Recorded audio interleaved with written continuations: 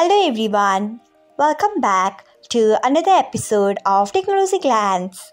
Today, in this video, I am going to guide you through how you cannot allow reminder notification on Facebook Lite. So, let's get started. Firstly, open Facebook Lite app in your device. Then tap on three lines icon. Next, tap on settings.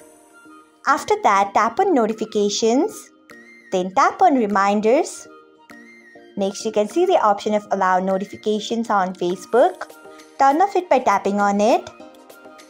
So, this is how you cannot allow reminder notification on Facebook. Thanks for watching. If you found this guide helpful, we would love it if you hit the thumbs up button below. We upload great new tech tutorials like this one every day. So, do not forget to subscribe to our channel and hit the bell icon so that you'll never miss another update.